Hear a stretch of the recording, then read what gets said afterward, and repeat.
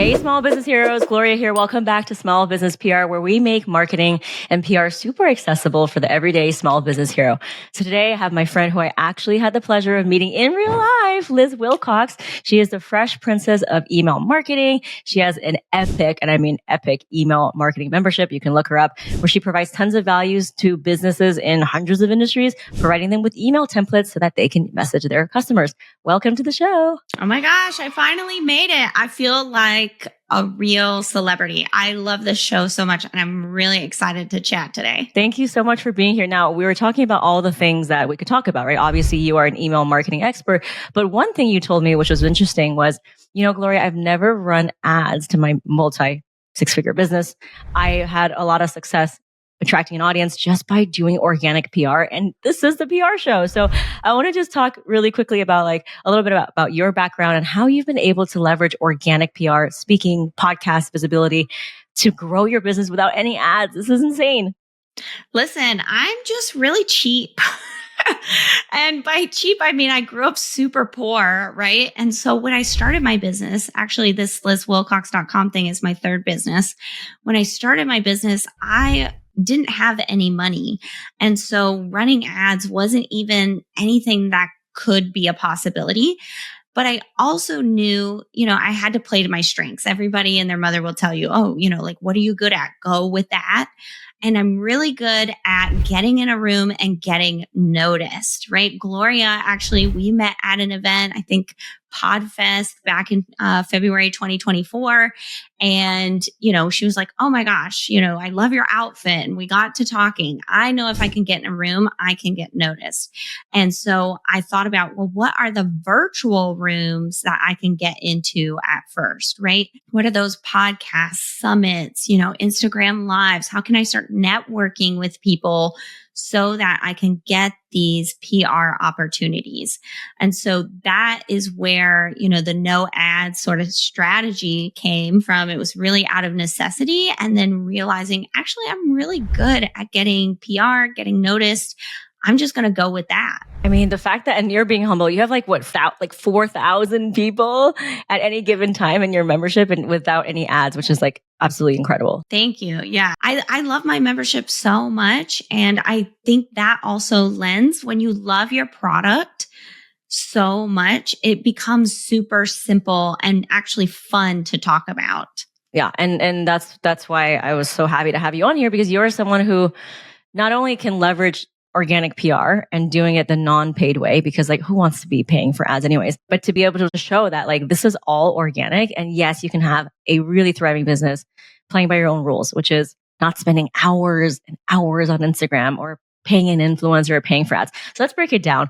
What are some of the really interesting, but proven ways that you have been able to leverage a PR opportunity, like speaking, like doing Instagram live, just visibility? How have you leveraged visibility in a way that has actually grown your bottom line, grown your email list, actual factual growth? I want to hear about that. Yeah. So I know you're listening to Gloria and I know you're down with OPP, other people's platforms, right? I already know that, but there's no point in getting these PR opportunities, speaking on a podcast, getting inside Business Insider, if you are not fully optimized to capture those listeners, those readers, right? And so before I even started getting on podcasts or anything like that, I knew I wanted those eyeballs to go onto my email list. So there were a few things that I did to maximize that PR and grow my email list at the same time. So the first one is you've got to nail your pitch at the end, even if the pitch is just the email list, right? I'm sure, you listen to podcasts, you're listening to one right now when the host, hey, Liz, how can we learn more? And we've all heard the guy that fumbles. Well, I've got an Instagram account.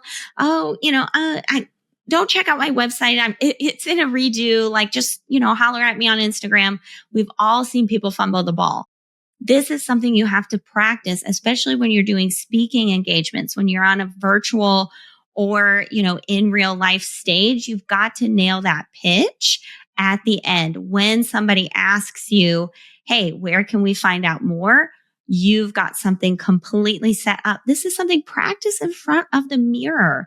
And also making sure your topic is fully aligned with your call to action. So if you have a product, let's say you're speaking at a local community event about crocheting, and then your call to action is a guide for knitters. That makes no sense. You just talked about crocheting, right? So making sure the topic you're talking about is fully aligned with that call to action. For example, normally when I got on a podcast or on a stage, I talk about the welcome sequence. And guess what? My call to action is get my free welcome sequence, and I've practiced that.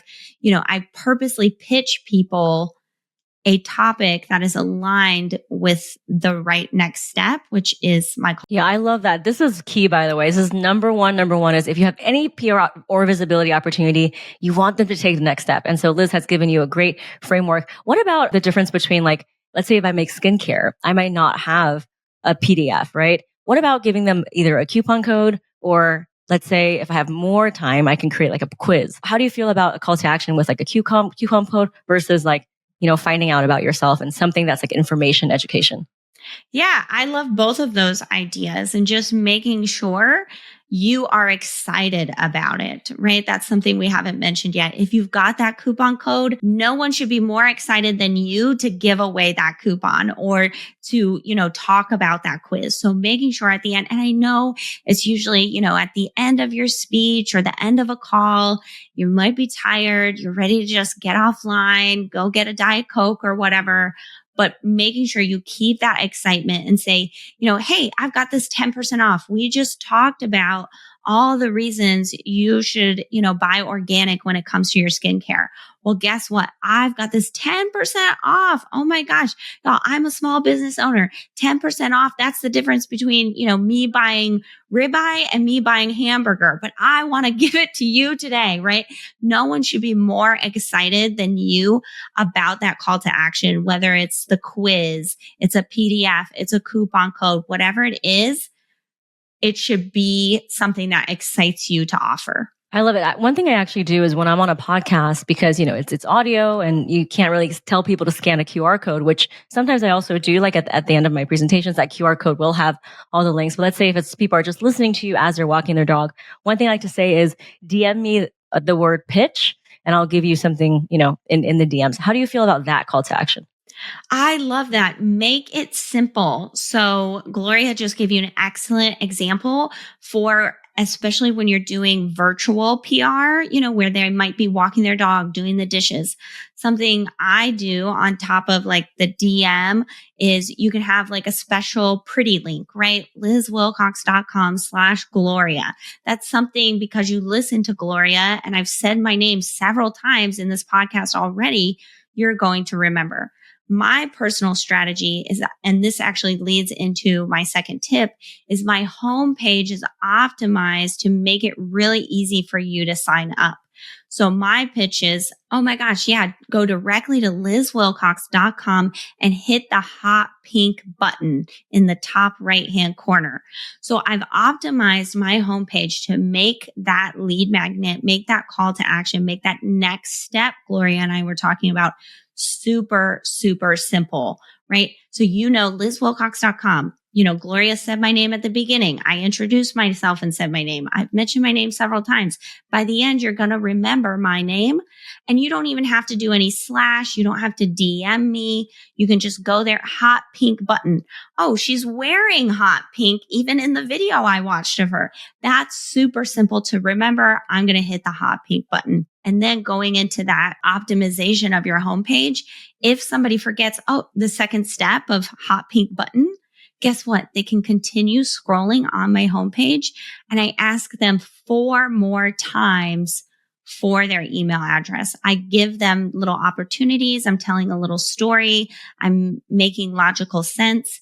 And each button just goes to, hey, join the list, join the list. I'm pretty sure at the bottom, because I'm very 90s themes, I say, oops, you did it again. You got to the end of the homepage and you didn't sign up for my list. So that second tip again for maximizing your PR while growing your email list at the same time is to make sure when you get that PR opportunity, people start Googling you, they start finding your homepage, that homepage is optimized to capture those eyeballs, to get leads from it. Yeah, we need, and in this day and age with privacy controls and your account can be banned on Instagram, you need that first party data. So I love how everything leads to an email, because that way you can have that conversation with them ongoing. So you're not depending on whether or not they're going to take that step. So I love what you said. Do you have any like pretty link tools or anything that people can use to create that link? Usually I create it from my own website. So it will be lizwilcox.com/Gloria/10% off/ because it's very important for my customers or my potential leads to remember the business name, which just happens to be my name, right? So I know you might be listening, you might be an e-commerce brand, right? You might sell candles. And so it's very important to, for people to remember like the Wix Wax brand, if that's the name of yours, wixwax.com/Gloria/product/coupon, right? So for me, that's what I prefer to do. And also I'm already paying for my own website. So it's not an additional tool that, you have to buy. So good. Make it easy, make it simple. Anything else we should know about that second point before we move on to the third? Yeah, I just want to remind people, I've mentioned it before, but if you're an e-commerce brand or if you're selling a physical product, I know maybe you're selling on more than your own homepage. You're selling on Etsy or Amazon, but it's important still to have that homepage set up, especially when you get the PR that Gloria helps you with. If you're on the local news, you make Good Morning America one day, you get that Oprah effect or something. You're not sending people to your Etsy shop, right? You're going to send them to your own website. So again, making sure that homepage is optimized to capture leads, because they might not buy a candle or your jewelry or your, glasses or whatever right now. Right. But we want to capture that lead. That person is warm. They're not, super hot yet, but they're warm. So making sure your homepage is more than bestsellers, new products, old standbys or whatever, making sure within that homepage that you have a way to capture the lead, whether it's gathering, their email address in exchange for a coupon or a quiz or whatever you decide. I just want to emphasize, yes, e-commerce, physical products, this advice is for you too. Love that. Okay. So do we prefer a pop-up or do we prefer like in the main page? Because people are like, well, I want to use that main button for buy now instead of, sign up. Yeah. So I would recommend have your buy now buttons. Love the buy now buttons, but make maybe one or two more buttons that are, get the coupon or, sign up for more updates. So you can have a mixture of both. You really should have 3 to 5 calls to action on your homepage. So if you want to use 3 of those for the buy now, maybe try 1 or 2 and always be testing, set it up. Check it out, 6 months later or 1,000 eyeballs later, right? And see what is working for who. So good. Testing is the best. All right. Let's take us to number 3. What is the third thing we should know to increase our email list when we make an appearance or a PR, any visibility event? Right. So we are not Amazon, right? When people go to Amazon, they go to buy. Like Gloria just mentioned about, I want to use my homepage for the buy now button. Well, guess what? Most people are going to your homepage or going to your social media to just browse, to get a feel for you. Who is this Liz character anyway, right? And so making sure when you get the PR opportunity, because people might go to your homepage, but they also might go to your social media. I know, when I listen to podcasts, I hear most people say like, oh yeah, just catch me over on Instagram, right? So making sure your Instagram, TikTok, whatever is pointing people to your email list, especially when you have that PR opportunity. If you know, okay, I've got an interview coming up tomorrow at noon. Guess what you're doing tomorrow at 10 a.m.? you're getting on your Instagram stories, you're making a reel or a TikTok, and you're pointing people to your email list. You're introducing yourself. Oh, by the way, my name's Liz. I was just, on the podcast with Gloria. We were talking PR. So excited if you're brand new to me. Oh, don't forget, go to my website, hit the hot pink button, or maybe I just put a direct link to that lead magnet, right? So making sure on the day of your PR and maybe even the day before, a couple of days after, making sure you're pointing people to your list, making sure your pretty links or, your link in bio is set to join the list. You can actually go to my Instagram. I just updated it today, day of recording, where it says something like join 13,000 other readers. And it's just my newsletter is the link. So making sure you do that. Again, if you're some kind of e-commerce and you've got a coupon, get 10% off here. Did you come from this website, that you got the PR? Get your coupon here, get your exclusive discount here. And so making sure, again, when you get that opportunity that Gloria is always telling you you're going to nail your social media, because people will be Googling you. They will be searching you on the TikTok. Is that what the cool kids say? The TikTok? I'm old. When they finally find you on social media, you're getting them on the email list because you're pointing it out to them that's where the exclusivity comes. That's where they're going to get updates. That's where the next best information is coming from. Yeah. And it's always about taking the next step. Let's say people are not on Instagram, even on my LinkedIn banner. By the way, anyone can see your public LinkedIn banner without being connected to you. Have a call to action, right? So it doesn't always have to be just Instagram. So I think that's brilliant. You've been able to leverage PR in all of the most amazing ways. And it has proven you have a community, you have a thriving audience. Any other thing that you want to talk to our audience about in terms of growing their business without ads, without the pay to play, which you've done so well? What I want to say is I just want to give you some encouragement. I know it sounds scary. It's so hard to be the face of your business, right? And all of this stuff that Gloria and her amazing guests come on and tell you, and the rah we see on social media and in newsletters of just do it. I know that gives you, it used to give me hives. I used to break out in hives when I would do any sort of public speaking, had any sort of visibility around myself or my business. But no one is going to promote your business for you, right? You have to be the face of it. Even if, you're this e-commerce brand and you're not actually, your face isn't on the products, right? You have to be the face and you have to be the voice for your products. You have an amazing product, service, offer that the world needs, and people are actively on the internet, on TV searching for. And so it's your job and it's your responsibility to get out in front of people, to do the scary thing, to put your products in their minds and later in their hands. And I'm so excited for you to go for it. Ooh, it is so good, because I think at the end of the day, we tend to just delegate this to others or pay someone because we're afraid, right? So we either throw money at the problem or we relinquish our power. But you're so right in saying that no one cares about our story as much as we do. And even if you do, they're not going to be able to tell it the way that you do. So regardless of whether you make a soap or if you have, an online business where you need to show your face more, like me and Liz, your business needs you to be its number one spokesperson. So I'm so glad that you are living proof that this works. You're living proof that showing up and being visible and being the person to take control of your story really, really can be the one thing that grows your business.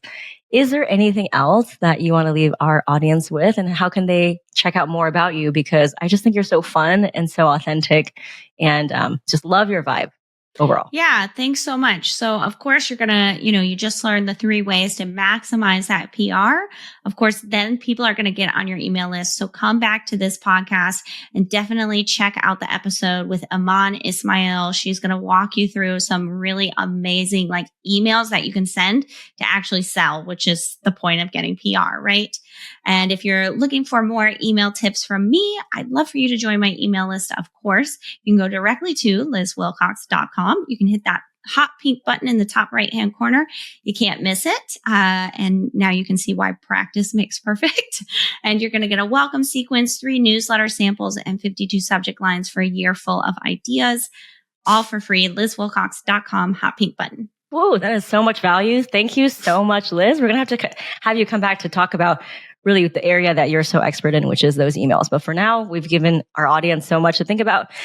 Let's give a round of applause for Liz. And if you know anyone who can benefit from this podcast, who is just starting their business, or maybe has a really amazing mission, but a little bit afraid to put themselves out there, tell them to listen to this podcast. And as always, thank you so much for being here.